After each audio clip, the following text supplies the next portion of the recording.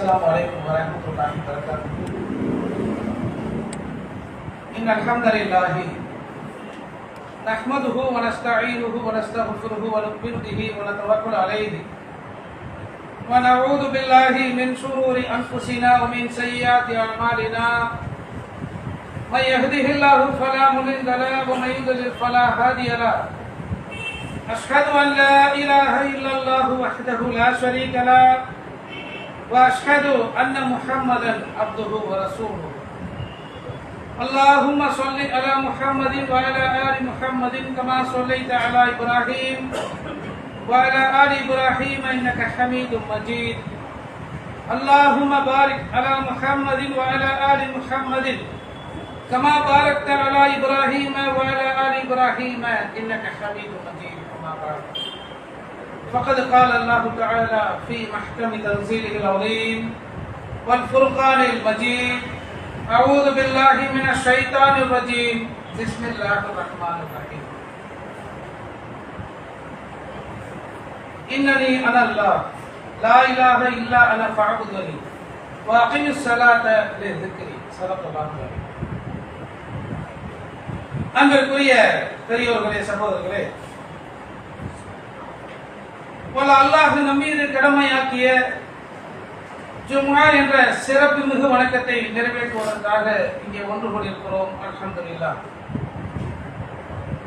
இந்த உயர்வான வேளையில ஏக இறைவனாம் வல்ல அல்லாஹ்வினுடைய அருளும் சாந்தியும் அவனுடைய இறுதி தூதர் முஹம்மது நபி ஸல்லல்லாஹு அலைஹி வஸல்லம் அவர்கள் மீதும் அவர்களை உண்மையோடு பின்பற்றிய சத்திய நபி தோழர்கள் மீதும் மார்க்கத்தின் செய்திகளை பாதுகாப்பதில் தங்களை அர்ப்பணித்துக் கொண்ட இமாம்கள் மீதும் அல்லாஹ்வுடைய கட்டளைக்கு அடிபணிந்தவர்களாக ஜும்ஆவுடைய முழுமையான நன்மைகளை பெற வேண்டும் என்கிற உயர்ந்த நோக்கத்திலே வருகை தந்திருக்கிற நம் அனைவர் மீதும் அந்த ஏக இறைவனின் அருளும் சாந்தியும் என்றென்றும் நிலவட்டுமாக இந்த துவா செய்தவராக இந்த ஜும்ஆ உரையினை ஆரம்பம் செய்கிறேன். அன்புமிக்க பெரியோர்களே, சகோதரர்களே, முஸ்லிம்கள் என்றால் ஐவேளை தொழுவார்கள். இது முஸ்லிம்களுக்கும் முஸ்லிம் அல்லாத எல்லோருக்கும் தெரிந்திருக்கிற ஒரு உண்மை. ஆனால் இன்னொரு முக்கியமான உண்மை அதில் என்னவென்று சொன்னால், முஸ்லிம்களிலே எத்துணை பேர் ஐவேளை தொழுகையை சரியாக தொழுகிறார்கள் என்று ஒரு கணக்கெடுப்பை எடுத்து பார்த்தோம் என்று சொன்னால், ஒரு முஹல்லாவிலே 2000 பேர் முஸ்லிம்கள் வாழுகின்ற ஒரு முஹல்லாவிலே ஒரு பள்ளிவாசல் இருக்கும். அந்த பள்ளிவாசல் 2000 பேர் தொழுகிற அளவுக்கு பெரிய பள்ளிவாசலா இருக்காது. ஆனா அந்த 2000 முஸ்லிம்கள் வாழுவாங்க. அவங்களுக்கு ஒரு சின்ன பள்ளிவாசல் தான் இருக்கும். ஒரு 100 பேர் 200 பேர் தொழுகிற அளவுக்குள்ள ஒரு பள்ளிவாசல் அந்த மஹல்லாவுல இருக்கும். அந்த பள்ளிவாசல்ல ஒரு 100 பேர் 200 பேர் தொழுகிற பள்ளிவாசலும் அப்படியே நிரம்பி வழிஞ்சிருமா என்று சொன்னால் அதுவும் இல்லை. அந்த பள்ளிவாசல்ல ஒரு சப்பு 2 சப்பு 3 சப்பு ஒவ்வொரு பகுதிக்கு சின்ன சின்ன வித்தியாசங்கள் இருக்கும். அப்படி அந்த மாதிரி பள்ளிவாசல்களுக்கு வருகின்ற முஸ்லிம்களுடைய எண்ணிக்கையை வைத்து எத்தனை பேர் இஸ்லாமிய மக்களில் தொழுகிறார்கள் என்று நாம் ஒரு கணக்கெடுப்பை எடுத்தோம் என்று சொன்னால் 100 முஸ்லிம்களில் ஒரு 10% தேர்வார்களா என்பது ஒரு கேள்விக்குறிதான். இந்த ஜும்மா தொழுகைக்கு கிட்டத்தட்ட ஒரு பாதிக்கும் மேற்பட்ட மக்கள் ஜும்மா தொழுகையிலே ஒன்று கூடுகிறார்கள். எல்லா பள்ளிவாசல்களிலும் பள்ளிவாசல்கள் நிரம்பி வழிகின்ற அளவுக்கு பெரும் கூட்டம். இப்ப என்ன விஷயம் என்று சொன்னால், பெரும்பான்மை முஸ்லிம்கள் ஏன் இந்த தொழுகையில் அசட்டையாக இருக்கிறார்கள்? தொழாத முஸ்லிம்கள்ட்ட போய் கேட்டோம் என்று சொன்னால் பலவிதமான பதில்கள் வருவதை பார்த்தோம். எப்படிப்பட்ட பதில்கள்? நம்மளால முடியாதுங்க, நான் போற வேலை எனக்கு அதற்கு உடன்பாடான வேலை இல்லை, என்னுடைய தொழில் அதற்கு உடன்பாடான தொழில் இல்லை. இது பெரும்பான்மையான மக்களுடைய பதில். தொழாமல் இருக்கிற பெரும்பான்மை மக்கள் தன்னுடைய வேலை தொழில் இவைகளை காரணமாக காட்டி தொழாமல் இருப்பதற்கு இது ஒரு காரணம் என்று வைத்திருப்பதை பார்க்கிறோம். ஆனால் எவ்வளவுதான் காரணங்கள் இருந்தாலும் சும்மா தொழுகையை விட்டுவிடக் கூடாது என்பதற்காக பல சிரமங்களை தாண்டி சும்மா தொழுகைக்கு வந்து விடுகிறார்கள். அதில் நிறைய சிரமங்கள் இருப்பதாக மக்கள் அவங்களா சொல்லிக்கிட்டாலும், எவ்வளவு சிரமங்கள் என்று நினைத்தாலும் அதையும் தாண்டி சும்மா தொழுகைக்கு பள்ளிவாசல்கள் நிரம்பி வழிகிற அளவுக்கு மக்கள் ஒன்று கூடுவதை பார்க்கிறோம். இது இப்படி ஒரு சதவீதம், அதாவது வேலைக்கு போறோம், எங்களுடைய வேலை தொழுவதற்கான ஒரு உடன்பாடான வேலையா இல்லை, அதற்கான வாய்ப்பு வசதிகள் இல்லை, இப்படி ஒரு குரூப். இன்னும் ஒரு பெரும்பான்மை மக்களை பார்த்தோம் என்று சொன்னால் பள்ளிவாசலுக்கு பக்கத்தில் தான் இருப்பாங்க. அவங்க கடை தொழில் எல்லாம் பள்ளிவாசலுக்கு பக்கத்தில் தான் இருக்கும். ஆனாலும் எட்டி பார்க்க மாட்டாங்க பள்ளிவாசல். ஏங்க தொழலாம்ல, அப்படிங்கிற மாதிரி ஒரு பதிலை பார்த்தீங்கன்னு சொன்னா தலையாட்டிட்டு விட்டுருவாங்க.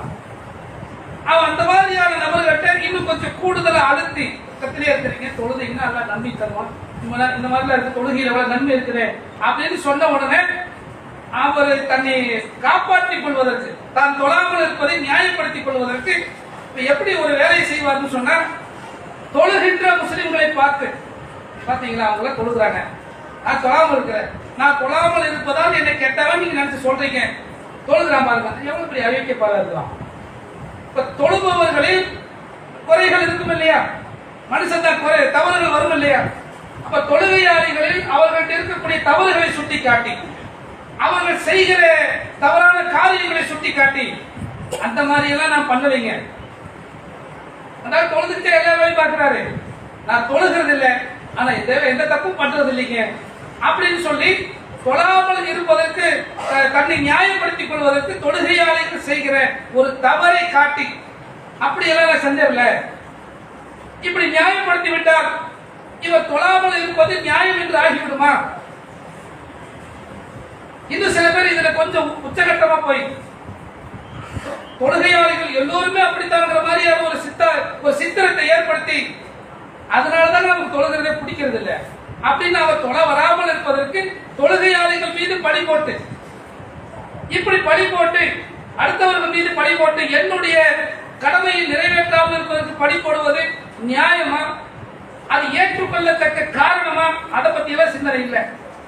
சொல்லுகிற நமக்கு ஒரு பதிலை சொல்லி நம்ம ஆஃப் பண்ணணும், அதுதான் அவருடைய நோக்கம்.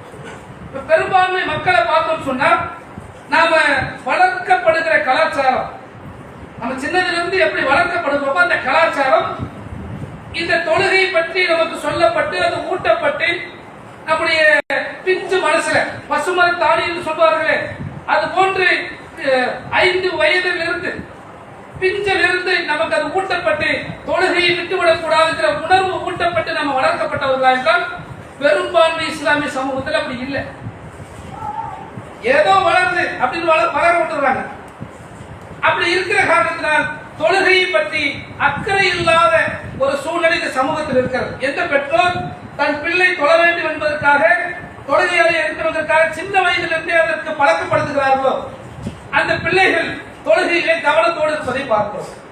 இப்படி தொழாமல் பெரும்பகுதி மக்கள் இருந்தாலும் தொழுகையாளிகளாக இருக்கிற மக்கள் இப்ப நாம என்ன பார்க்கிறோம் அப்படின்னு சொன்னா, தொழுகையாளிகிட்ட தவறு வருது.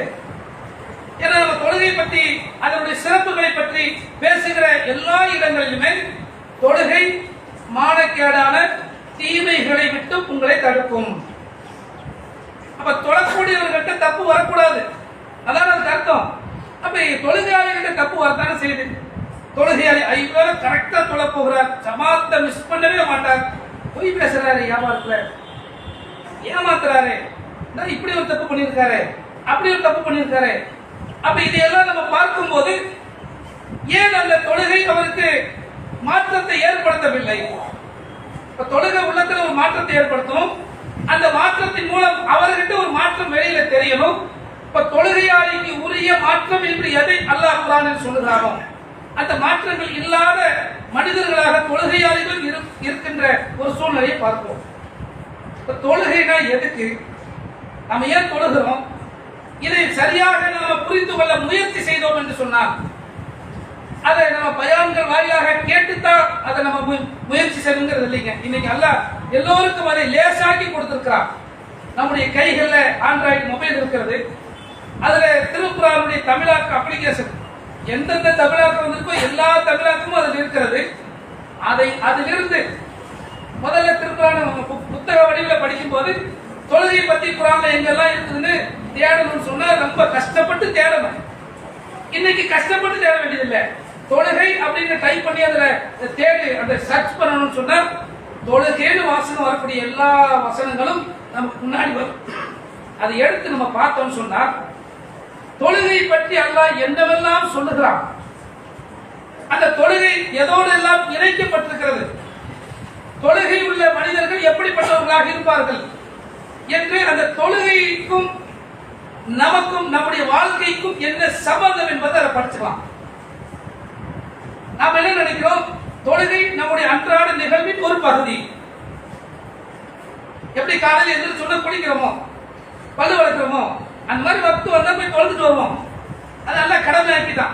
இது எப்படியோ நம்ம உள்ளத்துல கடமைன்னு பதிஞ்சு போய் அந்த கடமை விட்டு விடக்கூடாது என்பதற்காக கடமைக்காக வந்துடணும் அப்படிங்கிற மாதிரியான ஒரு நிலை இல்லாமல் இருக்கணும்னு சொன்னா தொழுகையை புரிந்து கொள்ள முயற்சி செய்யணும். இது அன்றாட வாழ்க்கையினுடைய ஒரு பகுதியாக, மற்ற நடவடிக்கைகளை போல இது ஒரு நடவடிக்கையாக, ஒரு செயலாக இல்லாமல் இது நம்முடைய வாழ்க்கையின் முக்கியமான ஒரு அங்கம், ஒரு மனிதனுடைய வாழ்க்கையில் முக்கியமான ஒரு அம்சம். இதை கொண்டுதான் பல காரியங்களை அல்லாஹ் நமக்கு சொல்லுகிறான். அப்படிங்கிறத அந்த குர்ஆனுடைய வசனங்கள் இருந்து புரிந்து கொள்ள முடியும். திருமறை குர்ஆன்ல தொழுகை பற்றிய ஏராளமான வசனங்கள் இருக்கிறது. எல்லா வசனத்தையும் சொல்வதற்கு ஒரு சும்மா போதாது. அப்ப அத்துணை வசனங்களையும் நாம திரும்பி திரும்பி அந்த வசனங்கள், அதுக்கு முன்னாடி சொல்லப்பட்ட வசனங்கள், அதற்கு பிறகு சொல்லப்பட்டிருக்கிற வசனங்கள் என்று தொழுகை குறித்த வசனங்களை நாம திருப்பி திருப்பி படிக்கும் போது ஒரு விஷயம் நமக்கு தெளிவாக புரியும். என்னன்னு சொன்னா, தொழுகை அப்படிங்கிறது அன்றாடம் நம்முடைய அலுவல்கள்ல ஒரு அலுவல் கிடையாது. அது மிக முக்கியமான நம் வாழ்க்கையை தீர்மானிக்கிற, நம் வாழ்க்கையின் போக்கை தீர்மானிக்கிற, ஒரு மனிதனுடைய நடத்தையை தீர்மானிக்கிற, ஒரு மனிதனுடைய செயலை தீர்மானிக்கிற, குணத்தை தீர்மானிக்கிற இடத்துல உட்கார்ந்து அவ்வளவு முக்கியமான இடத்துல அந்த தொழுகை எல்லாம் வச்சு பேசுறான். இப்ப தொழுகையின் முதல் நோக்கமாக எதை அல்லாஹ் சொல்லுகிறான், நபி மூசா அலைஹிஸ்ஸலாம் அவர்களுடைய வரலாற்றை எல்லாம் நிறைய இடத்துல சொல்றான். அதுல முதலாக அல்லாஹ் மூசா அலைஹிஸ்ஸலாம் அவங்ககிட்ட பேசுகிற அந்த சந்தர்ப்பம், அதுக்கு முன்னாடி அவர் ஒரு சாதாரண மனிதர், முதன்முறையாக அல்லாஹ் பேசுகிறான். அப்படி முதன்முறையாக பேசி அவருக்கு புரிய வச்சு, அவர் நபிங்கிறத அவருக்கு புரிய வச்சு, இப்ப முதலாவது அவருக்கு ஒரு கட்டளை, மூசா அலைஹிஸ்ஸலாம் அவர்கிட்ட அல்லாஹ் நேரடியாக பேசுகிறார். அப்படி பேசி அவரை நபியாக நியமித்து அவருக்கான முதல் கட்டளை, முதல் கட்டளை, இன்னனி அனல்லாஹ் லா இலாஹ இல்லா அன ஃபஅபுதுனி வ அகீமிஸ் ஸலாத லிذிக்ரி. நான் தான் அல்லாஹ், என்னை தவிர வணக்கத்திற்குரியவன் வேறு எவரும் இல்லை. என்னை நினைவு கூறுவதற்காக தொழுகையை நிலைநாட்டு. இப்ப தொழுகையினுடைய முதல் நோக்கமாக இந்த இடத்துல நம்ம பார்ப்பது, இந்த தொழுகை அல்லாஹ்வை நினைவு கூறுகின்றது. அல்லாஹ்வை நினைவு கூறுகின்ற, அல்லாஹ்வை மறந்து விடாமல் நினைவு கூற செய்கின்ற ஒரு முக்கியமான அமல். இப்ப நமக்கு ஒரு கேள்வி வரும், தொழுகையாளிட்ட உன்னை படைச்சது யாருன்னு நல்லா இருந்து சொல்லிட்டு போறோம், தொழுகை இல்லாதவங்கள்ட்ட போய் உன்னை படைச்சது யாருன்னு கேட்டால் நல்லா தான் சொல்ல போறாங்க. மறக்கலையே, அல்லது யாரும் மறந்து போறது இல்லையே. தூங்கிட்டு இருக்கிறவரை எழுப்பி, தொழுகை இல்லாத ஒருத்தர் தூங்கிட்டு இருக்கிறவரை எழுப்பி உன்னோட இறைவன் யார் அல்லாஹ் மறந்துடலையே, தூக்கத்தில் கூட மறக்கலையே அப்படின்னு சொன்னா இறைவனை நினைவு கூறுவதற்காக அப்படிங்கிற அர்த்தத்தை இந்த ஞாபகத்துக்கு சொல்லலைங்க. இந்த மாதிரி நம்ம எத்தனையோ பேர் ஞாபகம் வச்சிருப்போம். தூக்கத்தில் எழுப்பி கிறிஸ்தவர்கள் யாரை வணங்குறாங்கன்னு கேட்டா யாரை சொல்லுவோம்? இயேசு வணங்குறாங்கன்னு சொல்லிடுவோம்ல. இந்த ஞாபகம் அல்ல, இந்த ஞாபகத்திற்காக இதெல்லாம் ஒரு செய்தியாக உலகத்தில் மற்ற கடவுள்களை பற்றி, மற்ற சித்தாந்தங்களை பற்றி நாம தெரிந்து வைத்திருப்பதை போன்று ஏக இறைவனை தெரிந்து வச்சிருக்கிறோம், அவ்வளவுதான். இது ஒரு செய்தியாக, ஒரு அறிவா நமக்கு கிடைச்சிருச்சு. அல்லாஹ்வை நினைவு கூறுவது அப்படின்னு சொன்னா, நாம நினைவு கூறுவதுன்னா ஞாபகத்தில் வைக்கிறது, அல்லாஹ் மறந்துடக்கூடாது, நம்மளை படைச்சது யாருன்னு தெரிய போச்சு. அப்ப அந்த மறதி அல்ல, அந்த மறதிக்கு அல்லாஹ் சொல்லல. இப்ப நினைவு கூறுவது என்பதை அல்லாஹ் எப்படி பேசுகிறான்? திருமறை குர்ஆன்ல நம்ம நிறைய இடங்கள்ல பார்க்கலாம். அப்ப இந்த நினைவு என்பது எப்படிப்பட்ட மாற்றத்தை ஏற்படுத்தும்? அல்லாஹ்னு ஒருத்தர் இருக்கிறான், அவன் நம்மை படைத்தவன், நம்மை பரிபாலித்தவன். இந்த வாழ்க்கைக்கு பிறகு இன்னொரு வாழ்க்கையில அவனை நாம சந்திக்க இருக்கிறோம். அவனை போய் நம்ம பார்க்கணும், அவன் நம்ம இடத்துல விசாரிப்பான். இந்த எண்ணம், இந்த சிந்தனை, இந்த ஞாபகம் ஒரு மனிதனை தொழுகையாளியாக மாற்றுகிறது, உள்ளத்தில் ஒரு பணிவை ஏற்படுத்துகிறது. திருமறை குர்ஆன்ல பாருங்க, வஸ்தஈனு பிஸ்ஸப்ரி வஸ்ஸலா வ இன்னஹா லகபீரத்துன் இல்லா அலல் காஷியின். இந்த வசனம் நம்ம எல்லாருக்குமே தெரிஞ்ச வசனம். தொழுகை மூலம், பொறுமை மூலம் அல்லாஹ்விடத்தில் உதவி தேடுங்கள். இது யாருக்கு கஷ்டமா பாரமாக இருக்கும் என்று சொன்னால், யாரிடத்தில் பணிவு இல்லையோ அவர்களுக்கு அது பாரமாக இருக்கும் அப்படிங்கிறாங்க. அதே போல சூரத்துல் மூமினூன் அப்படிங்கிற ஒரு அத்தியாயம், 23வது அத்தியாயம், அதுல மூமின்கள் அப்படிங்கிற அந்த அத்தியாயத்தின் பெயர் மூமின்கள்னா யாரு அப்படின்னு ஒரு பெரிய பட்டியலை அல்லாஹ் சொல்லியிருப்பாங்க. அது அஃப்லஹல் மூமினூன், மூமின்கள் வெற்றி பெற்று விட்டார்கள். அல்லதீனஹும் ஃபீ ஸலாத்திஹிம் காஷிஊன், அவங்க தங்களுடைய தொழுகையில் பணிவோடு இருப்பார்கள். தொழுகையில் பணிவோடு இருக்கிறது இருக்கு பாருங்க. இன்னைக்கு நம்ம தொழுகிறோம், தொழுகைக்காக உணவு செய்து தயாராகி வந்து தொழுகைக்காக நின்று தொழுகிறோம். தொழுகையில் பணிவோடு இருப்பார்கள் என்று அல்லாஹ் சொல்லுகிறானே, இந்த பணிவுனா என்ன? இது நம்ம கிட்ட இருக்கா? தொழுகையாளிகிட்ட இருக்கா அப்படிங்கறத பார்க்கணும். இதையெல்லாம் நம்ம பார்த்துட்டே வந்தோம்னு சொன்னா, தொழுகை இல்லாதவருக்கும் தொழுகையாளிக்கும் ஒரு மிகப்பெரிய இடைவெளி வித்தியாசம் இருப்பதை உணர முடியும். அப்ப தொழுகையில் பணிவோடு இருப்பார்கள் என்று அல்லாஹ் பேசுகிறான். யார் பணிவோடு இருப்பார்கள்? தொழுகையில் அந்த பணிவோடு இருக்கணுமே. பணிவுல என்ன அப்படிங்கிறத சொல்லும் போது அல்லாஹ் யாருக்கு இது பாரமாக இருக்கும் அப்படின்னா, அவங்க தொழுகையில் யார் பணிவாக இருக்கிறார்களோ அவர்களுக்கு பாரமாக இருக்காது. தொழுகையை கொண்டு, பொறுமையை கொண்டு அல்லாஹ்விடத்தில் உதவி தேடுவது பணிவுடையோரை தவிர மற்றவர்களுக்கு கஷ்டமா இருக்கும். அந்த பணிவுடையோர் யார் அப்படிங்கிறத அல்லாஹ் சொல்லும் பொழுது, அல்லதீன யதுன்னூன அன்னஹும் முலாக்கு ரப்பிஹிம் வ அன்னஹும் இலைஹி ராஜிஊன், அவங்க நாம திரும்பி அல்லாஹ்விடத்திலே செல்ல வேண்டியிருக்கும், அவனை சந்திக்க வேண்டியிருக்கும் என்பதை உறுதியாக நம்புகிறார்கள். அந்த நம்பிக்கை உள்ளத்தில் ஒரு பணிவை ஏற்படுத்துகிறது. அந்த பணிவு தொழுகையில் வெளிப்படுகிறது. தொழுகையில் யார் பணிவோடு இருக்கிறார்களோ அவர்களுக்கு தொழுகை ஒரு பாரமாக இருக்காது. யாருடைய உள்ளத்தில் அல்லாஹ்வை பற்றிய அச்சம், பணிவு ஏற்படுகிறதோ அவர்களுக்கு தொழுகை ஒரு பாரமாக இருக்காது. இப்ப தொழுகையின் ஒரு முக்கியமான அம்சமாக அல்லாஹ் சுட்டி காட்டுவது தொழுகையின் பணிவு. இன்னைக்கு பணிவு அப்படிங்கறத எப்படி நம்ம பார்க்கிறது? தொழுகையில் நம்முடைய கவனம், நம்முடைய சிந்தனை எப்படி போகிறது? ஒரு 4 ரக்காத்துகள் நாம் தொழுகிறோம். இந்த 4 ரக்காத்துகளில் எவ்வளவு நேரம் நாம ஓதுகின்ற வசனங்களை கவனித்தோம்? எவ்வளவு நேரம் நாம ஓதுகின்ற தஸ்பீகை கவனித்தோம், எவ்வளவு நேரம் நம்முடைய சிந்தனையும் நம்முடைய தொழுகையும் ஒரே இடத்தில் நிலை பெற்று இருந்தது. இந்த ரெண்டு ஒன்னாக தொழுதுட்டு இருப்போம், சிந்தனை வேற பக்கம் இருக்கு. தொழுது கொண்டிருப்போம், சிந்தனை வீட்டின் மீது இருக்கிறது, கடையின் மீது இருக்கிறது, தொழில் மீது இருக்கிறது, வண்டியின் மீது. வண்டியை போட்டிட்டு சாமி எடுத்து வந்தோமா இல்லையா அப்படிங்கிற இந்த குழப்பம் தொழுது கொண்டிருப்போம், அது சொல்ல ஓதி கொண்டிருப்போம். ஆனா இது எல்லாம் ரெண்டு ட்ராக்ல நம்முடைய தொழுகை ஒரு பக்கம் ஓடிட்டு இருக்கும், நம்முடைய சிந்தனை ஒரு பக்கம் ஓடிட்டு இருக்கும். இந்த இரண்டையும் இணைத்து தொழுகையில் நிலைநிறுத்துவதற்கு பாருங்க, அதைத்தான் நபிகள் நாயகம் ஸல்லல்லாஹு அலைஹி வஸல்லம் அவர்கள் நமக்கு கற்றுத் தருகிறார்கள். தொழுகையில் கவனத்தை கெடுக்கிற, கவனத்தை திசை திருப்புகிற எந்த அம்சத்தையும் நபிகள் நாயகம் ஸல்லல்லாஹு அலைஹி வஸல்லம் அனுமதிக்கவே இல்லை. அதனால தொழுகைக்கு வரும்போது கொஞ்சம் லேட் ஆயிடுச்சு, ஜமாத் மிஸ் ஆயிருமோ அப்படிங்கிற பதத்துல ஓடி வருவோம், ஒழுங்கு செஞ்சுட்டு ஓடி வருவோம். இது இயல்பா எல்லா பள்ளி வாசலையும் பார்க்கிறோம். ஆனால் நபிகள் நாயகம் ஸல்லல்லாஹு அலைஹி வஸல்லம் அவர்கள் தொழுகைக்காக ஓடி வராதீர்கள், தடுக்கிறாங்க. நிதானமா வாங்க, உங்களுக்கு கிடைப்பதை தொழுவுங்கள். விடுபட்டதை இமாமோடு என்ன கிடைக்கிறதோ, எத்தனை ரக்காத் கிடைக்கிறதோ அதை தொழுவுங்க. விடுபட்டதை இமாம் சலாம் கொடுத்த பிறகு எழுந்து நின்று தொழுவுங்க. ஏன் ஓடி வந்தா ஒரு ரக்காத் கிடைச்சிடும் இல்லையா? இமாம் ஒரு ருக்குல இருக்காரு, அங்கிருந்து இங்க ஓடி வந்துட்டோம்னா ருக்குல இமாமோட ஜாயின் பண்ணிடலாம், ஒரு ரக்காத் ஜமாத்தோடு சேர்த்த நன்மை கிடைக்கும் இல்லையா? ஏன் வேணாண்டாங்க என்று சொன்னால், ஓடி வந்து நின்னோம்னா இந்த ரக்காத்து கிடைச்சிடும், மனசுல உட்காராது. இப்ப கிளம்பி வரும்போது அந்த தொழுகையும் நம்முடைய மனமும் ஒன்று சேர மாதிரியே வரணும். தொழுகையில் நம்முடைய கவனத்தை திசை திருப்புகிற மாற்றுகிற எந்த ஒன்றிற்கும் அல்லாஹ்வுடைய தூதர் அனுமதி கொடுக்கல, அதற்கு வழிகாட்டல. தொழுகைக்கு வரும்போதே நிதானமா வாங்க, நம்ம தொலை போகிறோம் நிதானத்துல வரணும். ஏதோ 10ஓட வரணும், மற்ற ட்ரெயினை பிடிக்கிற மாதிரி தொழுகைக்கு வராதிங்க, பஸ்ஸை பிடிக்கிற மாதிரி தொழுகைக்கு வராதிங்க. இந்த தொழுகை அப்படிங்கிற அடிப்படையில் நபி அவர்கள் நமக்கு சொல்லி தர்றாங்க. அதே போல ஒரு முறை நபிகள் நாயகம் ஸல்லல்லாஹு ஒரு ட்ரெஸ் போட்டுருக்காங்க, தோடு போட்ட ஒரு ட்ரெஸ். தொழுகை முடிச்சவனே இந்த ட்ரெஸ்ஸை மாற்றணும், வேற ட்ரெஸ் கொண்டு வாங்க.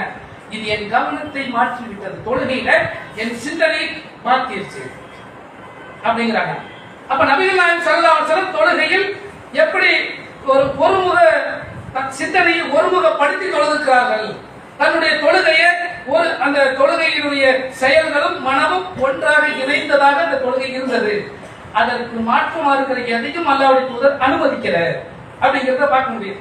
இப்ப தொழுகையில நம்முடைய செயல்கள், நம்முடைய மனம் என்ன செய்யறோமோ இதுதாங்க வெவ்வேறு இடங்கள்ல தியானம் யோகான்னு பல விதமா சொல்லி கொடுக்குறாங்க. இஸ்லாம் நமக்கு சொல்லி தந்திருக்கிற மிக பெரும் ஒரு வாழ்வியல் பயிற்சி. தொழுகைன்றது எல்லாம் புரிஞ்சு நிமிந்து போற மாதிரி இல்ல, இது ஒரு வாழ்வியல் பயிற்சி. இந்த பயிற்சியை சரியாக புரிந்து நாம நடைமுறைப்படுத்தல. இப்ப தொழுகையில வந்து நிற்கிறோம் என்று சொன்னால் நாம ஓதுகின்ற சனா ஓதுறோமா, என்ன சனா ஓதிட்டு இருக்கணும் கவனத்தில் இருக்கணும். அல்ஹம்து ஓதுறோமா, என்ன ஓதிட்டு இருக்கிறோம் கவனத்தில் இருக்கணும். அதற்கடுத்து துணை சூரா ஓதுறோமா, அதன் மீது கவனம் இருக்கணும். ருக்கு போகும்போது அந்த தஸ்பீஹ்ல கவனம் இருக்கணும். இதன் மீது நாம என்ன செய்யறோமோ அதன் மீது நம்முடைய கவனத்தை ஒருமுகப்படுத்தி கவனத்தை வெளியில சிதற விடாம அந்த தொழுகையில நின்று விட்டோம் என்று சொன்னார், அந்த தொழுகை நமக்குள் மிக பெரும் மாற்றத்தை ஏற்படுத்தும். ஆனா இன்னைக்கு தொழுகைன்றது பெரும்பாலும் எல்லா இடத்துலையுமே எப்படிப்பட்டதுன்னா, அது 10-14 நம்முடைய வாழ்க்கையின் தினசரி பல வேலைகள் அது வேலையா போயிடுச்சு. அப்படி இல்லைங்க. இந்த தொழுகைன்றது மற்ற வேலைகளை போன்று இல்லாமல் இது தனி வேலை. ஒருத்தர் போன் பேசிக்கிட்டு இங்க இருங்கமோ 2 வேலை செய்ய முடியும். நான் தொழுகையில் அப்படி 2 சிந்தனையோடு இருக்கக்கூடாது. ஒரு சிந்தனையோடு தொழுகிறோம். அந்த தொழுகையில் எப்படிப்பட்ட சிந்தனையோடு இருக்கணுங்கிறத நபிகள் நாயகம் ஸல்லல்லாஹு அலைஹி வஸல்லம் அவங்க எப்படி நமக்கு கற்றுத் தர்றாங்கன்னா, அதை அல்லாஹ் நமக்கு ஒரு ஒரு நிகழ்ச்சியின் மூலம் நமக்கு கற்றுத் தருகிறான். ஜிப்ரீல் அலைஹிஸ்ஸலாம் அவங்க வந்து அதை கற்றுத் தர்றாங்க. இந்த சந்தர்ப்பம், இந்த சம்பவம் எப்படி நடக்குதுன்னா, சஹாபாக்களும் அல்லாஹ்வுடைய தூதரும் ஒரு சபையில் அமர்ந்திருக்கிறாங்க. வெளியூர்ல இருந்து, அதாவது புதுசா ஒரு ஆள் உள்ள வர்றாரு. சஹாபாக்களுக்கு இவர் உள்ளூர்காரர் இல்லை, ஆனா வெளியூர்காரர். வெளியூர்காரனா ஒரு வெளியூர்காருக்கு உண்டான அந்த வெளியூர் பிரயாணம் பண்ணி வந்ததுக்கு உண்டான எந்த ஒரு சோர்வோ ஆடைகள் அதுக்கோ எதுவுமே ஆள் பார்த்தா ஃப்ரெஷ்ஷா இருக்காரு. உள்ளூர்காரர் வெளியூர்காரர் இப்படி வர முடியாது, யாரு இவரு அப்படின்னு ஒரு குழப்பத்தோடு அவரை பார்த்து கொண்டிருக்கும் போது வந்த அந்த மனிதர் அல்லாஹ்வுடைய தூதருடைய அந்த மூட்டுக்காலோடு தன்னுடைய மூட்டுக்கால்களை அப்படி இணைச்சு வச்சு உட்கார்ந்து நெருக்கமா உட்கார்றாங்க. அப்படி நெருக்கமாக உட்கார்ந்து சில கேள்விகளை கேட்கிறாங்க. அப்படி கேள்வி கேட்டு அதற்கு அல்லாஹ்வுடைய தூதர் பதில் அளிக்கிறாங்க. அப்படி அந்த வந்த அந்த மனிதர் கேட்ட கேள்வியில ஒண்ணு என்னன்னு சொன்னா, இஹ்சான் என்றால் என்ன? இஹ்சான் என்றால் தொழுகையில் அல்லாஹ் உன்னை பார்த்து கொண்டிருக்கிறான் என்று தொழ வேண்டும். அப்படி சொல்லிட்டு அல்லாஹ்வுடைய தூதர் சொல்றாங்க, ஃபைல்லம் தகுன் தராஹு ஃபைன்னஹு யராக, நீ அல்லாஹ்வை பார்க்க முடியாது, ஆகையினால் அல்லாஹ் உன்னை பார்த்து கொண்டிருக்கிறான் என்ற அந்த ஒற்றை சிந்தனையில் தொழுவதற்கிறதே அதுதான் இஹ்சான் என்று நபி அவர்கள் பதில் அளிக்கிறாங்க. இந்த பதிலெல்லாம் கேட்டு கரெக்ட் சரியா சொன்னீங்கன்னு அவங்க வெளியே போயிட்டாங்க. பெரிய குழப்பம் என்னன்னு சொன்னா, வர்றாரு வெளியூர்ல இருந்து, அல்லாஹ்வுடைய தூதர்கிட்ட கேள்வி கேட்கிறாங்க, கேள்வி கேட்டு கரெக்டா சொன்னீங்கன்னு அவர் போறாரு. இப்ப இவர் யாரு அப்படிங்கிற குழப்பத்து எல்லா மக்களும் இருக்கும்போது ரசூலுல்லாஹி ஸல்லல்லாஹு அலைஹி வஸல்லம் பதில் சொல்றாங்க, வந்தவர் ஜிப்ரீல், அவர் உங்களுக்கு மார்க்கத்தை கற்றுத்தர வந்திருக்கிறார் அப்படிங்கிறாங்க. ஜிப்ரீல் அலைஹிஸ்ஸலாம் தானா முடிவெட்டு வந்துட மாட்டாங்க. அல்லாஹ்வுடைய கட்டளை இல்லாமல் எதையும் செய்ய மாட்டாங்க மலக்குகள். அப்ப அல்லாஹ் மார்க்கத்தை கற்றுத்தருவதற்கு இப்படி ஒரு நிகழ்ச்சி ஏற்பாடு செய்யறான். அந்த சம்பவத்துல நிறைய விஷயங்கள் இருக்கிறது.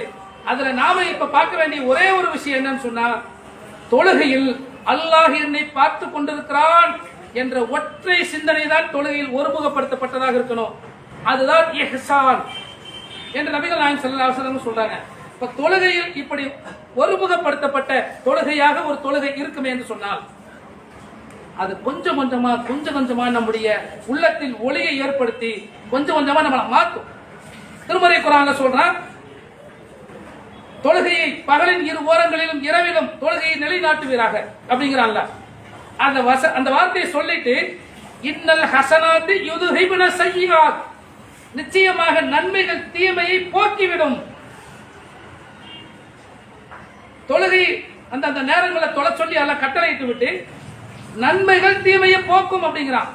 இப்ப நன்மைகள் தீமையை போக்கும்னா நாம எல்லாம் புரிஞ்சுக்கிற ஒரு விஷயம் என்னன்னா, நாம செஞ்ச சின்ன சின்ன பாவங்கள் இந்த தொழுகையின் மூலம் மன்னிக்கப்படுகிறது அப்படிங்கறத புரிஞ்சுக்கிறோம். அதை மட்டும் புரிஞ்சா போதாது. அதுல அல்லாஹ் இன்னொன்றையும் சொல்லுகிறான், எந்த உள்ளத்தில் எந்த மனிதனுடைய நடவடிக்கைகள்ல நன்மைகள் அதிகம் மிகைக்கிறதோ அங்கே தீமைகள் குறைய ஆரம்பிக்கும்.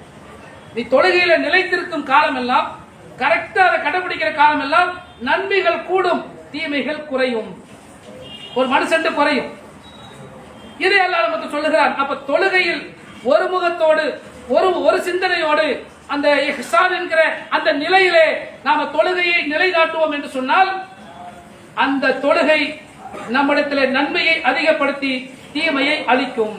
தீமை இல்லாத ஒரு மனிதனாக நம்மை தொழுகை மாற்றும் என்று அல்லாஹ் பேசுகிறான். கொஞ்சம் நெருங்கி வந்து பின்னாடி நிற்கிறாங்க. பின்னாடி வரக்கூடிய சகோதரர்கள் சுருக்கமா 2 ரக்காத் தொழுமாறு கேட்டுக்கொள்கிறோம். இப்ப தொழுகைங்கிறது இவ்வளவு பெரும் மாற்றத்தை ஏற்படுத்துகிற ஒரு பெரும் விஷயம். அது முனாஃபிக்குகளுடைய தொழுகையை பற்றி அல்லாஹ் சொல்லுகிறான். அவங்க எப்படி இருந்தாங்க தொழுகையில அப்படிங்கறது அல்லாஹ் சொல்லும் பொழுது, அவங்க முனாஃபிக்கள் எப்படி தொழுகிறாங்கன்னா, அல்லாஹ்வை ஏமாற்றுவதற்காக வந்து நிக்கிறான் தொழுகையில. அவன் தான் ஏமாற போறான். எதுக்கு ஏமாத்துறதுக்காக? முஸ்லிமா நடிக்கணும், அதுக்காக தொழுகைக்கு வந்துட்டான். அவன் முஸ்லீம் இல்ல, உண்மையில. அப்படி அவனுடைய தொழுகை எப்படி இருந்தது? தொழுதா நம்ம மற்ற முஸ்லிம்களை போல தக்பீர் கட்டுறது, ருக்கு பண்றது, சஜூத் எல்லாமே ஒரே மாதிரி இருந்துச்சு. தொழுகையில ஓத வேண்டிய துவாக்கள் கரெக்டா ஓதிட்டா, எதிலும் அவன் குறை வைக்கவில்லை. ஒரு முனாஃபிக்குடைய தொழுகையில எது குறை அதை அல்லாஹ் சொல்லுகிறான். அவன் ஒழுங்கா ஓதுறியா? கரெக்டா தான் ஓதுனான். ருக்கு சுஜூத் ஒழுங்கா செய்யலையா? அதையும் கரெக்டா தான் செஞ்சான். 2 தப்பு பண்ணனான். ஒன்னு, அந்த தொழுகையில நிற்கும் போது வைதா காமு இல சலாத்தி காமு குசாலா, தொழுகையில சோம்பேறித்தனமா நின்னான். ஒரு ஸ்டடியா, ஒரு பணிவா, பயத்தோடு, அச்சத்தோடு அவன் நிக்கல. அவன் தொழுகையில நின்னவே எப்படி நின்னானா, அல்ஹம்துலில்லாஹி ரப்பில் ஆலமீன் அர்ரஹ்மானிர் ரஹீம் அப்படின்னு ஓத, என்னமோ ஏதோ அப்படிங்கிற மாதிரி. ஆனா தொழுகைக்கு வந்து நின்னான். அப்ப தொழுகையிலே சோம்பேறித்தனமாக நிற்க கூடாது என்பதை அல்லாஹ் கடுமையா கண்டிக்கிறான். இது முனாஃபிக்குடைய தொழுகை. எப்படி தொழுதான் தெரியுமா? சோம்பேறித்தனமா நின்னான். அடுத்து அவன் செய்த தப்பு, வலா யதுகுருனல்லாஹ இல்லா கலீலா, அந்த தொழுகையில அவன் அல்லாஹ்வை நினைவு கூர்ந்தது ரொம்ப கம்மி. 10 நிமிஷம் தொழுகிறான், அவன் அரை நிமிஷம் அல்லாஹ்வை நினைச்சிருப்பானா? சந்தேகம். இன்னைக்கு நம்முடைய தொழுகை எப்படி இருக்குது என்பதை நாம கொஞ்சம் சிந்தித்து பார்க்க வேண்டும். முனாஃபிக்குகள் தொழுகைக்கு வந்தார்கள் அல்லாஹ்வுடைய தூதர் காலத்துல. நடிக்க வேண்டிய முஸ்லிமா நடிக்கணும்னாலே தொழுக வேண்டி இருந்துச்சு. அதாவது ரசூலுல்லாஹ் காலத்துலங்க இந்த வசனத்திலிருந்து இதே போல சில ஹதீஸ்கள் இருக்குது. அதிலிருந்து நாம தெரிந்து கொள்கிற ஒரு பாடம் என்னன்னா, ஒருத்த முஸ்லிமா நடிக்கணும், அதுக்கே பள்ளிவாசல் கை வேலை தொலை வரணுங்க. நபிகள் நாயகம் ஸல்லல்லாஹு அலைஹி வஸல்லம் எப்படி சொன்னாங்கன்னா, யாருக்கு இஷாவுடைய ஜமாத், யாருக்கு ஃபஜ்ருடைய ஜமாத், ஜமாத்தோடு தொழுவதில் கஷ்டம், மன கஷ்டம், முடியலையே சிரமமா இருக்குது என்று நினைக்கிறீர்களோ, தெரிந்து யாருக்கு இருக்கும்னா முனாஃபிக்குகளுக்கு அப்படி இருக்கும்னா. மூமின்களுக்கு அதெல்லாம் சிரமமா தெரியாதுன்னாங்க. அப்ப அன்னைக்கு யாரு ஃபஜ்ருக்கு வர்றதுக்கு இஷாவுடைய ஜமாத்துக்கு கஷ்டப்பட்டாங்கன்னா முனாஃபிக்குகள் கஷ்டப்பட்டிருக்கான். அப்படியே கஷ்டப்பட்டு வந்து நின்னாலும் சோம்பேறித்தனமா நின்னா, அதே தொழுகையில் அல்லாஹ்வை நினைவு கூறவில்லை, இது முனாஃபிக்குடைய தொழுகை. அப்ப அன்னைக்கு முஸ்லீமாக நடிக்க வேண்டும் என்றால் கூட ஐவேளை தொழ வேண்டி இருக்கிறது. இன்னைக்கு நாம பார்க்கிறோம், பல பள்ளிவாசல்களில் நிர்வாகிகளே தொழுகை இல்லாதவர்களாக இருப்பதை பள்ளிவாசலை நிர்வாகம் செய்யக்கூடியவர்கள் முக்கியமான பொறுப்பில் இருப்பாங்க. அவர் எப்பதான் வருவார், சும்மா கொண்டு வருவார், அல்லது பள்ளிவாசல் கமிட்டியினுடைய ஆலோசனை கூட்டத்திற்கு வருவார். ஆனால் அவர் பள்ளிவாசலுடைய தலைவராகவும் இருக்கலாம், முத்தவல்லியா இருக்கலாம், பள்ளிவாசலுடைய மற்ற நிர்வாக சபை உறுப்பினர்களா இருக்கலாம். அந்த பள்ளியை நிர்வகிக்கிற ஒரு பொறுப்பில் இருப்பவர்கள் கூட தொழுகை இல்லாமல் இருக்க முடியும் அப்படிங்கிற நிலைமை இன்னைக்கு. ஆனா ரசூலுல்லாஹ் காலத்துல நான் ஒரு முஸ்லீம்னு சொல்லிட்டு நடிக்கிறதா இருந்தா கூட வேலை பள்ளிக்கு வரணும். இதான் நிலைமை. இப்ப விஷயம் என்ன நாம பார்க்க வேண்டியது, அந்த முனாஃபிக்குடைய தொழுகையில அவன் செய்த தப்பு என்ன என்பதை எல்லாம் சொல்லும் போது அவனுடைய உள்ளத்துல அல்லாஹ்வுடைய எண்ணம் தொழுகையில இல்ல. நம்ம அதைத்தானே பார்த்துட்டு வர்றோம். தொழுகையில் நம்முடைய கவனத்தை ஒருமுகப்படுத்தி அல்லாஹ்வை முன்னிறுத்தி, அல்லாஹ் நம்மை பார்த்துக் கொண்டிருக்கிறான் என்பதை முன்னிறுத்தி நாம் தொழுகையை தொழ வேண்டும். இதற்கு மாற்றமான தொழுகையை முனாஃபிக் தொழுதான். அதனால அவன்கிட்ட தொழுகை எந்த மாற்றத்தை ஏற்படுத்தல. அதே நேரத்தில் சஹாபாக்கிட்ட எவ்வளவு பெரும் மாற்றத்தை இந்த தொழுகை ஏற்படுத்தியதுங்கிறத நம்ம பார்க்கிறோமா இல்லையா? இப்படி இந்த தொழுகை சம்பந்தமாக வருகிற எல்லா வசனங்களையும் நம்ம எடுத்து பார்த்தோம்னு சொன்னா அது நம்முடைய வாழ்க்கையை திசை மாற்றுகிற, வாழ்க்கையை நல்ல வழியில கொண்டு செல்கிற, வாழ்க்கையின் மிக முக்கியமான ஒரு இடத்தில் அந்த தொழுகை இருப்பதை பார்க்கிறோம். அந்த தொழுகையை சரியான முறையிலே தொழுது அதன் முழுமையான நன்மைகளை பெறுகிற நன்மக்களாக நாம் அனைவரும் ஆகுவதற்கு அல்லாஹ் அருள் புரிய போதுமானவன் என்று கூறி இந்த முதல் உரையை முடிக்கிறேன்.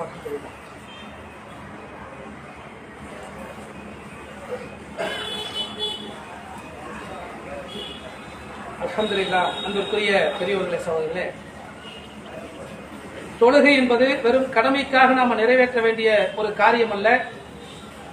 அது பணிவோடு உள்ளச்சத்தோடு இறைவனுக்கு முன்னால் நிற்கிறோம் என்கிற உணர்வோடு நிற்கும் போது அது அந்த மனிதனுடைய வாழ்க்கையில் மிக பெரும் மாற்றத்தை ஏற்படுத்தக்கூடியதாக அமையும் என்பதை சுருக்கமாக இந்த இடத்துல நம்ம பார்த்தோம். தொழுகை என்பது இதோடு மாத்திரம் சேர்த்து சொல்லப்படவில்லை. தொழுகை பற்றி நாம குர்ஆன் பார்க்கிற எல்லா வசனங்கள், பெரும்பான்மையான வசனங்களோடு இணைக்கப்பட்டிருக்கிற இன்னொரு விஷயம் என்னன்னு சொன்னா தான தர்மங்கள். அவங்க தொழுவாங்க, அல்லாஹ்வுடைய பாதையில் செலவு செய்வார்கள். இந்த ரெண்டையும் எல்லாம் இணைச்சு பெரும்பான்மையான இடங்கள்ல அல்லாஹ் சொல்லுகிறான். அதற்கடுத்து தொழுகையோடு இணைக்கப்பட்டிருக்கிற இன்னொரு செய்தி நாம பார்க்கிறோம். தொழுகையாளிகிட்ட என்னவெல்லாம் இருக்கும் அப்படிங்கிறத திருமறை குர்ஆன்ல நம்ம பார்க்கும்போது சூரத்து லுக்மானை பார்க்கலாம். இந்த சூரத்து லுக்மான்ல லுக்மான் என்கிற அந்த நல்ல மனிதர் தன் பிள்ளைக்கு எப்படி கற்றுக் கொடுத்தார் அப்படிங்கறத சொல்லும் போது அதுல ஒரு வசனம், யா புனைய அகீமி ஸலா, மகனே தொழுகையை நிலைநாட்டு, வஅமுர் பில் உர்ஃப் வன்ஹா அனில் முன்கர், நன்மையை ஏவு தீமையை தடு, அதில் ஏற்படுகிற சிரமங்களை சகித்துக்கொள், ஃபஇன்ன ذلك மின் அஸ்மில் உமூர், அதுதான் வீரமிக்க காரியம் என்று தன் பிள்ளைக்கு கற்றுக் கொடுத்தார். அவர் என்ன கற்றுக் கொடுக்கிறாரு? தொழுகையை நிலைநாட்டு, நன்மையை ஏவு தீமையை தடு. இதோடு இணைக்கப்பட்டிருக்கு, நம் வாழ்க்கையோடு இணைக்கப்பட்டிருக்கிறது. நன்மை ஏவி தீமை தடுக்கிறது ஒரு தனி வேலை அப்படி இல்லை, அது ஒவ்வொரு தொழுகையாளிலும் இருக்க வேண்டிய வேலை. இன்னும் திருமறை குர்ஆன்ல இன்னொரு வசனத்துல பார்க்கிறோம், மூமின்களுடைய பண்புகளை சொல்லும் போது அவங்க தொழுகையை நிலைநாட்டி ஜகாத்தை கொடுத்து அவங்க நன்மையை கொண்டு தீமை தடுப்பார்கள். நன்மை ஏவி தீமை தடுக்கணும் திருமறை குர்ஆன்ல நிறைய வசனம் இருக்கும். இந்த ஒரு வசனம் நன்மையை கொண்டு தீமையை தடுக்கணும் அப்படிங்கிற வசனமாக இருக்கும். அப்போ தொழுகையோடு இணைக்கப்பட்ட இன்னொரு முக்கியமான காரியம் என்னவென்று சொன்னால் நன்மையை ஏவி தீமை தடுப்பது. பெரும்பாலான தொழுகையாளிகள் அவங்களுடைய நடப்பு எப்படி இருக்குன்னு சொன்னா, நான் இவ்வளவு தொழுகிறேங்க, அல்லாண்டு நம்ம வாட்டுக்கு பள்ளிவாசல் போறோம் வர்றோம், நம்ம வேலையை பார்ப்போம். ஊருக்குள்ள என்ன நடந்தா நமக்கு என்ன? அப்படித்தானே இருக்கிறோம். சமூகத்தை பற்றியோ அல்லது நம்ம நாடுகளை ஊரை பற்றியோ நாட்டை பற்றியோ எந்த அக்கறை தேவையில்லைங்க. நான் எந்த அளவில் நல்லவனாக இருக்கிறேன், அதற்கு என்ன தொழுதுக்கு போறேங்க, நான் கரெக்டா தொழுதுக்கு போறேன், நம்ம நல்லா உட்கார்ந்துருக்கோம் அப்படி சொல்றோம்ல. அப்படி உட்கார முடியாது. நீ தொழுகிறியா, அதை சரியா செய்யா, நன்மை ஏவி தீமை தடு, நன்மை மூலம் தீமையை தடு என்று திருமறை கற்றுத் தருகிறது. அப்ப வாழ்க்கையோடு இணைக்கப்பட்ட தொழுகை எப்படிப்பட்ட தொழுகை பாருங்க. அது மட்டும் இல்லாம இன்னொரு வசனத்துல பார்க்கிறோம், நம்ம யாரை மார்க்க சகோதரன் அப்படி நம்ம ஏத்துக்கணும் அப்படின்னு சொன்னா அல்லாஹ் திருமறை குர்ஆன்ல சொல்றான், அவங்க திருந்தி தௌபா செய்து தொழுகையை நிலைநாட்டி ஜக்காத்தை தொழுகையை நிலைநாட்டி வந்தா அவங்க உங்களுக்கு மார்க்க சகோதரர்கள். நாம் ஒருத்தர் மார்க்க சகோதரர், கொள்கை சகோதரன் ஒருத்தரை சொல்லுவதாக இருந்தால் அதற்கான குறைந்தபட்சம் அடையாளமாக எதிர்க்கணும், அவரிடத்தில் தொழுகை இருக்க வேண்டும். தொழுகை இல்லாத ஒருத்தரை இதோ என் மார்க்க சகோதரர் சொல்ல முடியாது, சொல்லக்கூடாது. அப்ப இந்த அளவுக்கு நம்ம வாழ்க்கையோடு இணைக்கப்பட்டதாக இந்த தொழுகை அமைந்திருக்கிறது என்பதை பார்க்கிறோம். இது மாதிரி இன்னும் என்னவெல்லாம் நம்ம வாழ்க்கையோடு இணைக்கப்பட்டதுன்னு சொன்னா நிறைய சொல்லலாம், சொல்லுவதற்கு முழுமையான நேரம் இல்லை. அதனால நான் உங்கள்கிட்ட வைக்கக்கூடிய கோரிக்கை என்னன்னா, ஆரம்பத்தில் சொன்ன மாதிரி இந்த திருமறை குர்ஆன்ல தொழுகையை பற்றிய வசனங்களை திரும்ப திரும்ப படிங்க. நிறைய இடங்கள் வருது. அந்த வசனங்களுக்கு முன்னாடி அல்லாஹ் என்ன சொல்றான், அந்த வசனங்களுக்கு பிறகு என்ன சொல்லுகிறான், அது எப்படி தொழுகையோடு அல்லாஹ் இணைச்சு சொல்றான். இப்ப தொழுகையாளுங்கிறது வெறும் தொழுகை நிறைவேற்றுகிற ஆளாக இருக்க மாட்டார், மாறாக அவருடைய வாழ்க்கை தரம் மேம்பட்டு இருக்கும், அவருடைய கேரக்டர் மேம்பட்டு இருக்கும், அவருடைய குணாதிசயம் அவருடைய நடவடிக்கைகள் மற்ற மனிதர்களை விட மேம்பட்டதாக இருக்கும் என்பதை திருமறை குர்ஆன் முழுவதிலும் பார்க்க முடியும். அந்த தொழுகையை விடக்கூடியவர்கள் யாராக இருப்பார்கள்? முனாஃபிக்குகள் தொழுதாங்க. அப்ப அந்த தொழுகையை விடக்கூடியவர்கள் யாராக இருப்பார்கள்? நரகவாதிகளாக இருப்பார்கள் திருமறை குர்ஆன் சொல்லுகிறது. நரகவாதிகள் தான் தொழுகை. ஏன்னா திருமறை குர்ஆன் ஒரு வசனம் பார்க்கிறோம், சொர்க்கத்தில் இருப்பவர்கள் நரகவாதிகளை நோக்கி மா சலக்குக்கும் ஃபீ சக்கர், சக்கரங்கிற நரகத்தில் கொண்டு வந்தது எது? அப்ப அவங்க சொல்லுவாங்க, காலு லம்னக்கும் மினல் முஸல்லீன், நாங்கள் தொழவில்லை. தொழுகை இல்லாம இருந்தால் அது மட்டும் வந்திருக்காது, அதோடு சேர்த்து நாங்க வீணானவற்றில் மூழ்கி இருந்தவர்களோடு மூழ்கி கிடந்தோம். தொழுகை இல்லை, அப்ப தொழுகையாளருக்கு என்ன வராது? வீணானவற்றில் மூழ்கி இருக்க மாட்டார்கள். அதுவும் தொழுகை ஏற்படுத்துகிற ஒரு மாற்றம். அது ஒரு தொழுகையாளி எப்ப பார்த்தாலும் நம்ம வாழ்க்கைக்கு நம்முடைய மறுமைக்கு இன்மைக்கு எதுக்கும் உதவாத வீணான பல காரியங்களை செய்கிறோம். பாவங்கள் செய்வது வேற, வீணான காரியங்கள் எத்தனையோ வீணான காரியங்கள். இப்ப தொழுகையாளிகளுக்கு வீணான காரியங்கள் வராது. அப்படி இதிலிருந்து புரிந்து கொள்ள முடிகிறது. இப்ப தொழுகை இல்லாமல் போனால் அது நரகவாதிக்குரிய ஒரு அம்சமாக மாறி விடுகிறது. தொழுகையில் தொழுக வர்றாரு, கடமையிலும் புரிஞ்சு வர்றாரு, அதுல ஒடும்போக்காக இருந்து விடக் கூடாது, அவருடைய சிந்தனை சரியாக இருக்க வேண்டும் என்பதை அல்லாஹ் வசனத்தில் சொல்றான். ஃபவைலுல் லில் முஸல்லீன், தொழுகையாளிக்கும் கேடுதான். அல்லதீனஹும் அன் ஸலாத்திஹிம் சாஹூன் அல்லதீனஹும் யுராஊன் வ யம்னஊனல் மாஊன். அவங்க தொழுகையில மற்றவங்களுக்கு காட்டுவதற்காக வர்றாங்க, தொழுகையில கவனம் இல்லாமல் இருக்கிறாங்க, அவங்களுக்கு கேடு என்று அல்லாஹ் தொழுகையில் கவனமற்று இருக்கக்கூடியவர்களுக்கு கேடு என்று அல்லாஹ் பேசுகிறாங்க. இப்ப தொழுகையில் கவனத்தோடு அந்த பணிவோடு சிந்தனை ஒருமுகப்பட்டு அந்த தொழுகை தொழும் போது அது நம்ம வாழ்க்கையை மாற்றும். தொழுகை மட்டும்தான் ஒரு முஸ்லிமுக்குரிய அடையாளம் இல்லை. இந்த தொழுகை ஒரு மனிதனுக்கு சரியாக வரும்போது அது மானக்கேடான தீமைகளை விட்டு பாதுகாக்கும். அது என்னை மட்டும் பாதுகாக்கல, மற்றவர்களையும் பாதுகாக்க செய்யும். ஒருத்தருக்கு தப்பு நடக்குதா, ஒரு இடத்துல தப்பு நடக்குதா, நன்மையை ஏவி தீமையை தடுக்கிற பக்குவத்தை இந்த தொழுகை ஏற்படுத்தும் என்றெல்லாம் அல்லாஹ் தொழுகை குறித்து நிறைய விஷயங்களை பேசுகிறார். இந்த தொழுகை ஏற்படுத்த வேண்டிய மாற்றங்கள்ல முழுமையான மாற்றங்களை பெற்று இந்த உலகத்தில் மறுமையில் வெற்றி பெறுகிற நன்மக்களாக நாம் அனைவரும் ஆகுவதற்கு வல்ல அல்லாஹ் அருள் புரிவானாக என்று கூறி நிறைவு செய்கிறேன். அல்ஹம்துலில்லாஹ். அஸ்ஸலாமு அலைக்கும்.